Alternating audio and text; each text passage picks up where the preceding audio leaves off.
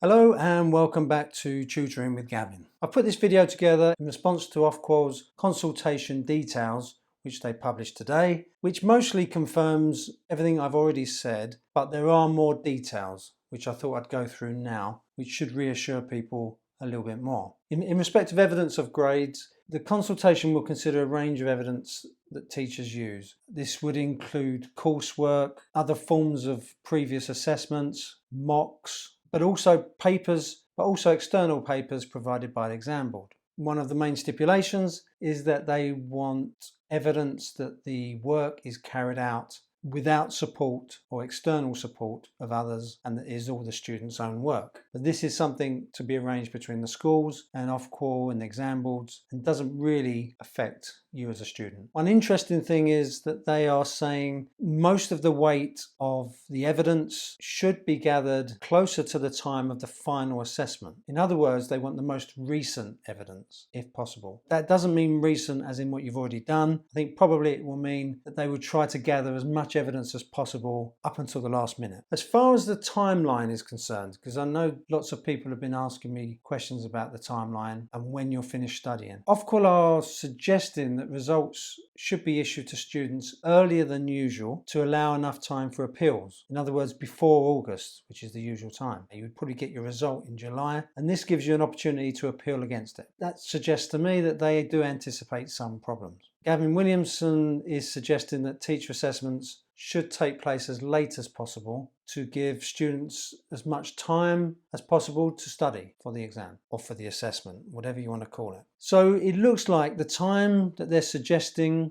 for most of these assessments or mini exams, or whatever you want to call them, is between May and June, with your grade coming in July. So if you're wondering when you would finally stop studying and leave school, it looks like at the moment mid-June, probably. Ofqual are suggesting that grades be sent into exam boards by mid-June, so I don't see any point in keeping you beyond that date. One of the issues about timelines is, of course, seem to be worried that if students are doing these published papers at different times, it may give some students an advantage over others if these papers get leaked. So I'm reading into that they want a very short window when these certain papers can be sat. But of course, with COVID, which is unpredictable, this is a difficult one to pin down, but that's their aim. As far as the assessments and the mini exams, or whatever you want to call these things, the exams that are not exams, the consultation asks whether externally set papers should be mandatory or optional for schools. That's a big question, and if they decide it's mandatory, then basically you're sitting exams. If they decide it's optional, then teachers will have more freedom to use a range of evidence. But that's a big question. Will they make it compulsory to use these set papers, or will the schools have a choice? They have confirmed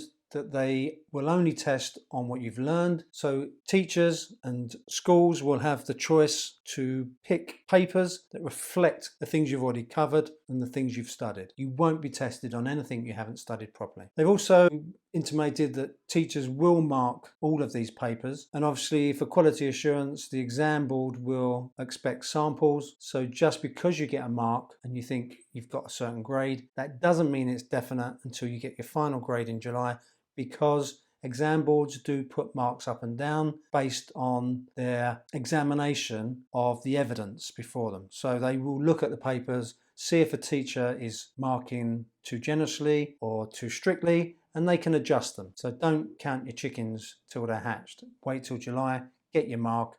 If you're not happy with it then you appeal. They've also said that they wish to have exam papers that are similar in style and format to those you've been used to using in mocks and practice exams. They're not going to change the format and the style. Also, interestingly, they say it might be a combination of past papers, past questions and new questions. That's something they haven't decided. They are considering letting teachers devise their own assessment materials with their own questions based on what they know they've taught. But again, they've not decided this yet, and this is something that is going to be part of the consultation. But what they are saying is if this is agreed, these teacher-devised assessments will take place at the same time as the exam board papers will be taken to avoid any unfairness or advantage to certain students. They're also considering creating a kind of menu of different papers with different questions, different topics, so that teachers can choose based on what they know the students have studied.